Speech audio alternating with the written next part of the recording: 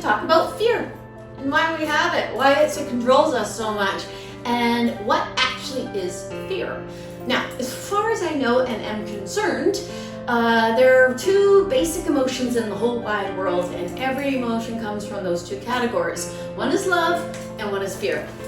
Fear is something we feel here.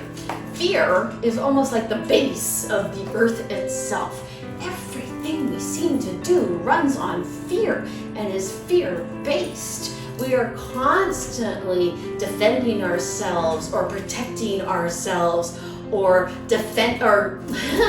creating something that will keep us safe from others. What if actually what you are keeping yourself safe from when you live in fear is your own self? What if fear is actually born here and then put out there and then shown back to you like the thing you fear? Fear is worry, fear is anger, fear is hatred, fear is ignorance, fear is sadness, fear is depression.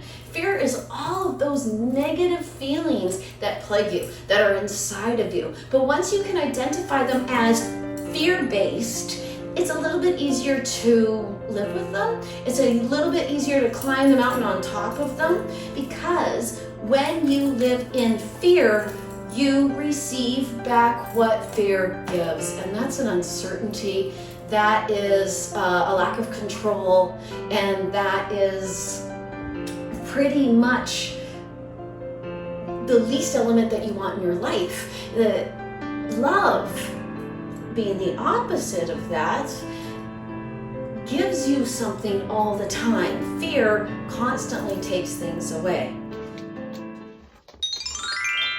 And when we live in fear, we don't know that we do most of the time. In fact, actually, if you follow the ideas of Murphy's Law, or get them before they get me, or any sort of idea like that, you're actually living under fear, because you are defeating yourself before you've even begun. If you believe that every action you take could go the wrong way based on every variable in front of it, then most likely one of those variables that you're thinking about is going to come to you. If you believe that the task you're going to take is going to be successful regardless of what that success looks like to you, then you actually might find those successes that you see within your idea of regardless of what that looks like to you. Because we don't always know what is best for us. In fact, you know that.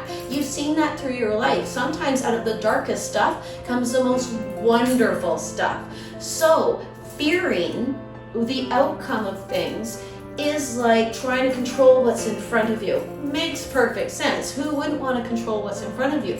But in fact, actually, you control it to a lower level. If you fear the outcome of something, what you will do is lend your fear to the outcome of that something. If you worry that something is going to happen or transpire or stop you on your path, then most likely it will. And you most likely put it there. So try not to think that way. Take your brain, and as soon as you start getting into that fear element, switch it like a child would. Take it to, well, what if? Well, what if? Well, what if? Even if that seems fanciful or stupid, or you think that you're living in an airy-fairy crazy place, wouldn't you rather live in an airy-fairy crazy place than the world can be? Yeah, I would, but that's just me.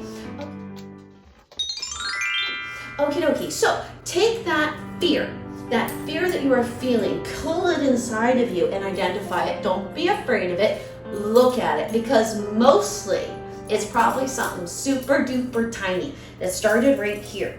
And then you thought about the fear and thought about the fear and thought about the fear and thought about the fear, and it became huge. And in fact, within the fear, you build fear on top of your fear, don't you?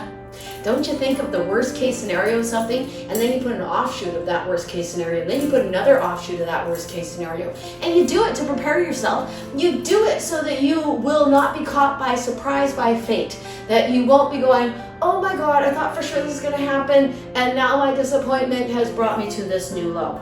which is another childhood thing. Because within your childhood, you have almost no control whatsoever. That's what childhood teaches you.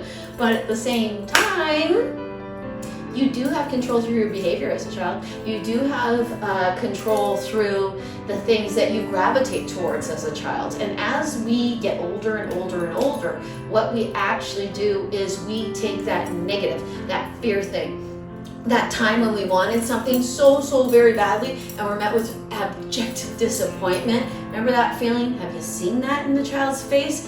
It's really hard. And actually what we do is we remember that fear moment. We remember the time that we tried to do something for ourselves and then found ourselves unable to reach the goal that we were looking for because we expected something that happened before to happen again. We expected to be disappointed. We expected things to not turn out the way we wanted them to. So, instead of doing that, try to look at everything brand new. Try to look at everything as though sometimes obstacles are put in a way so that you pivot in a different sort of way, and actually that's what you were supposed to do. So that was not a failure. That was actually something that the universe or God or creator or goddess, however you want to say it, has put in your path so that you can go, oh, that's something new. Sometimes what we actually need to do is spend a little time with ourselves so we can know what is a fear of success or a fear of what has come before or a fear of fear. That fear of being without control. That fear of not being able to defend yourself. That fear of not being able to affect your own outcome. That's an illusion. That fear of fear is a complete and absolute illusion. Nothing good can come of that for you. My goodness, no. So, when you are hit with your fears, look at your fears and make fun of them to your own self.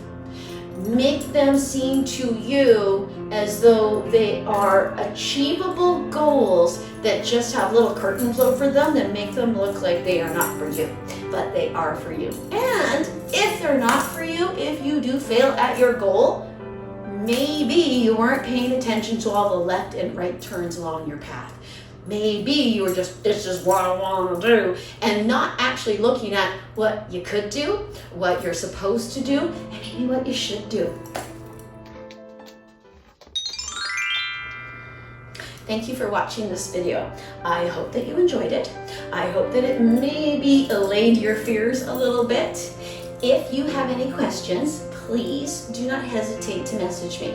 I can be reached at trinityyogaandspiritualservices.com.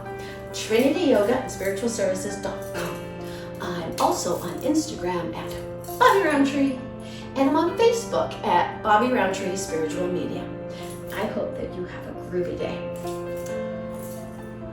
Namaste.